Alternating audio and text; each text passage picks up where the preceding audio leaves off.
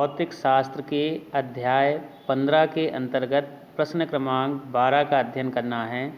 प्रश्न है, Jenner diode का वर्णन निम्न शीर्षकों के अंतर्गत कीजिए। नंबर 1 परिपथ, नंबर 2 सिद्धांत, नंबर 3 कार्यविधि, नंबर 4 अभिलाक्षणिक वक्र। तो इन 4 बिंदुओं के अंतर्गत जेनर डायोड का वर्णन हम लोगों को पढ़ना है।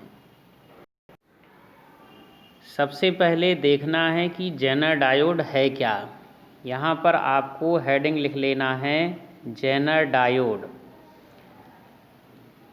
जेनर डायोड क्या है? तो जेनर डायोड अत्यधिक अपमिश्रित पीएन संधि डायोड है। मतलब ये भी एक प्रकार का क्या है?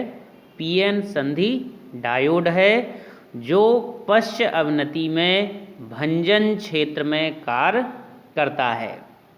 जेनर डायोड क्या है? एक प्रकार का पीएन संधि डायोड है। ऐसा पीएन संधि डायोड है जिसमें बहुत अधिक मात्रा में डोपिंग की गई हो, बहुत अधिक मात्रा में अशुद्धियाँ मिलाई गई हों। ऐसा पीएन संधि डायोड जेनर डायोड कहलाता है। और ये जो जेनर डायोड है किस अवनति में काम करता है? पश्च अवनति में, पश्च बायस में, भंजन क्षेत्र में ये काम करता है। दोनों के चित्र में भी थोड़ा सा अंतर है। पीएन संधि डायोड जब हम लोग बनाते हैं तो ये ऐसा बनाते हैं। पीएन संधि डायोड में ये पी क्षेत्र हो गया, ये जो लाइन बना रहे हैं ये एन क्षेत्र है। ऐसे पीएन संधि डायोड बनाया जाता है। लेकिन जब जेनर डायोड बनाएंगे तो उसमें पी क्षेत्र इस प्रकार से बनेगा, लेकिन जो एन क्षेत्र है उसको थोड़ा सा ऐसे मोड़ दिया जाता है। ये ऐसे मोड़ के बनाया जाता है। तो ये इस प्रकार का जो संकेत है ये किसका संकेत है? ये जेनर डायोड का संकेत है। ऊपर वाला ये जो संकेत है पीएन संधि डायोड है, इसमें सीधी रेखा रहती है एन क्षेत्र के लिए, और जो जेनर डायोड है उसमें एन क्षेत्र की रेखा इस प्रकार से मुड़ी हुई रहती है। जेनर डायोड के लिए इस प्रकार का परिपथ बनाया जाता है जैसे चित्र में दिखाई दे रहा है। चित्र में ध्यान देना है। देखो जेनर डायोड कहाँ पे लगा हुआ है? ये जेनर डायोड यहाँ पे लगा हुआ है। और जहाँ पर ये VI लिखा हुआ है, VI क्या है? यहाँ से वोल्टेज दिया जाता है। VI मतलब इनपुट वोल्टेज।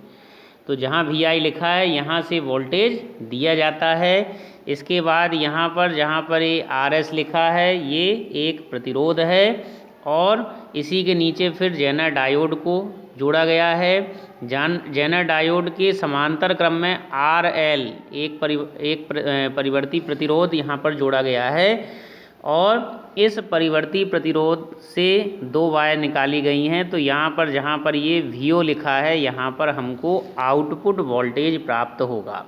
ठीक है, तो ये इस प्रकार से जेनर डायोड यहाँ पर दिख रहा है। जेनर डायोड की कार्यविधि हमको पढ़ना है तो उसके लिए चित्र यहाँ पर बना हुआ है। चित्र में इनपुट वोल्टेज दिया गया है। इनपुट वोल्टेज के साथ में एक प्रतिरोध RS जुड़ा है। प्रतिरोध RS के नीचे जेनर डायोड को जोड़ा गया है, और जेनर डायोड के समांतर क्रम में एक परिवर्ती प्रतिरोध RL को जोड़ा है, और RL के से 2 सिरे आगे निकाले हुए हैं। वहाँ पर हमको आउटपुट वोल्टेज प्राप्त होगा। अब जेनर डायोड का सिद्धांत पढ़ना है। तो जो जेनर डायोड है ये भंजन क्षेत्र में कार्य करता है। केवल जो जेनर डायोड है वो केवल कहाँ पर काम करता है? भंजन क्षेत्र में काम करता है। इसके पहले हमने भंजन वोल्टेज बताया था। भंजन वोल्टेज क्या होता है? जैसे कि हम जानते हैं कि पीएन संधि डायोड पश्च अवनति में प्रारंभ में कार्य नहीं करता है। धीरे धीरे जब उस पर वोल्टेज आरोपित करते हैं तो धीरे धीरे उसमें क्या होता है? तापीय उत्तेजन होता है। तापीय उत्तेजन के कारण धीरे धीरे फिर उसमें माइक्रो की कोटि की क्या होती है? धारा उसमें प्रवाहित होने लगती है, यानी बहुत कम धारा उसमें बहने लगती है। एक स्थिति ऐसी आती है कि जैसे जैसे वोल्टेज बढ़ाते हैं धारा भी बढ़ती है, लेकिन एक स्थिति ऐसी आती है कि वोल्टेज को थोड़ा सा भी बढ़ाते हैं तो धारा का मान एकदम से क्या हो जाता है? बढ़ जाता है। तो जहाँ से जिस वोल्टेज को आरोपित करने पर धारा का मान एकदम से बढ़ जाता है वही क्या कहलाता है, भंजन वोल्टेज कहलाता है। तो उसी भंजन वोल्टेज या भंजन क्षेत्र में ये जेनर डायोड क्या करता है, कार्य करता है। और इसके सिरों के बीच में जो वोल्टता है वो नियत रहती है, जो कि जेनर वोल्टता के बराबर होती है। चूँकि वोल्टेज नियत रहता है लेकिन धारा का मान एकदम से बढ़ जाता है, इसीलिए इसको वोल्टता नियंत्रक भी कहा जाता है। जो जेनर डायोड है उसका दूसरा नाम क्या है, वोल्टता नियंत्रक है। तो ध्यान रखना है, जेनर डायोड भंजन क्षेत्र में काम करता है, यानी भंजन वोल्टेज पर ये काम करता है और ये वोल्टेज को नियंत्रित करने का कार्य करता है, इसीलिए इसे वोल्टता नियंत्रक भी कहा जाता है। अब जेनर डायोड की कार्यविधि देखते हैं। कार्यविधि में क्या है, देखो जैसे कि हमने बताया कि जहाँ पर ये VI लिखा है यहाँ से वोल्टेज आरोपित करते हैं, VI मतलब इनपुट वोल्टेज। तो जब वोल्टेज को बढ़ाते हैं, जब इनपुट वोल्टेज को बढ़ाते हैं तो क्या होता है, इनपुट वोल्टेज को बढ़ाने पर प्रतिरोध RS और जेनर डायोड जो है इन दोनों के बीच में बहने वाली धारा का मान भी क्या हो जाता है, बढ़ जाता है। जब इनपुट वोल्टेज को बढ़ाते हैं तो प्रतिरोध RS और जेनर डायोड इन दोनों के बीच में जो धारा बह रही है उसका मान क्या हो जाता है, बढ़ जाता है। लेकिन जो जेनर डायोड है वो किस पर काम करता है, जेनर डायोड भंजन क्षेत्र में काम करता है, मतलब वोल्टेज नियत रहता है ऐसे क्षेत्र में काम करता है। तो जेनर डायोड भंजन क्षेत्र में काम करता है तो जेनर डायोड के आगे जो वोल्टेज जाता है वो हमेशा क्या रहता है, नियत रहता है। ठीक है, RS और जेनर डायोड के बीच में धारा बढ़ गई, लेकिन जेनर डायोड के आगे जब वोल्टेज जाएगा तो वोल्टेज क्या हो जाएगा, नियंत्रित हो जाएगा, या कह सकते हैं निश्चित हो जाएगा, उसका मान निश्चित हो जाएगा। इसी प्रकार से जब ये जो वोल्टेज VI है इसका मान जब घटाते हैं तो क्या होता है, RS और जेनर डायोड, RS मतलब प्रतिरोध और जेनर डायोड के बीच की धारा भी कम हो जाती है। धारा कम हो जाती है लेकिन जेनर डायोड का वही है, जेनर डायोड नियमित या नियंत्रित वोल्टेज पे काम कर रहा है। तो जेनर डायोड के आगे जब वोल्टेज जाएगा तो वो क्या होगा, नियंत्रित होके या निश्चित होके आगे जाएगा। कहने का मतलब है वोल्टेज को हम घटा लें या बढ़ा लें, कौन सी वोल्टेज को, जो वोल्टेज हम दे रहे हैं, जो इनपुट वोल्टेज है उसके मान को चाहे हम घटाएं चाहे बढ़ाएं, उससे जो है आउटपुट वोल्टेज के मान में कोई भी परिवर्तन नहीं होता। आउटपुट वोल्टेज हमेशा एक निश्चित मान का प्राप्त होता है, मतलब निश्चित मान का आउटपुट वोल्टेज हमेशा हमको प्राप्त होता है। ठीक है, इनपुट वोल्टेज को घटाने पर क्या होता है, धारा घटती है, लेकिन किसके बीच में घटती है, RS और जेनर डायोड के बीच में।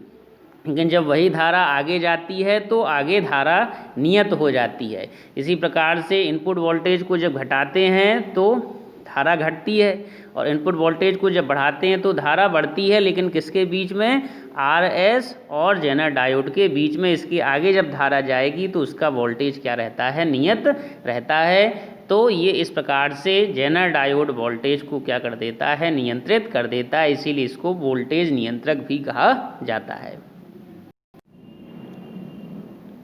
ये इस प्रकार से आपको हेडिंग डाल लेना है, कार्यविधि। और कार्यविधि में देखो वही सब बातें बताई गई हैं जो मैंने अभी आपको चित्र में समझाई हैं, वही सब लिखा है ना। देखो लिखा है कि जब निवेशी वोल्टता में वृद्धि होती है, निवेशी वोल्टता मतलब VI के मान में वृद्धि होती है, तो जेनर डायोड और RS के बीच में बहने वाली धारा के मान में भी वृद्धि हो जाती है। जेनर डायोड भंजन क्षेत्र में काम करता है, अतः जेनर वोल्टता हमेशा नियत रहती है, किंतु RS के सिरों के बीच में वोल्टता बढ़ जाती है। तो RS के सिरों के बीच में वोल्टता बढ़ गई, लेकिन जो आउटपुट वोल्टेज प्राप्त होता है वो हमेशा नियत प्राप्त होता है। ऐसे ही निवेशी वोल्टेज में कमी वाला देखो बता दिया। तो जो बातें मैंने आपको बताई हैं वही बातें यहाँ पर कार्यविधि में लिखी हुई हैं।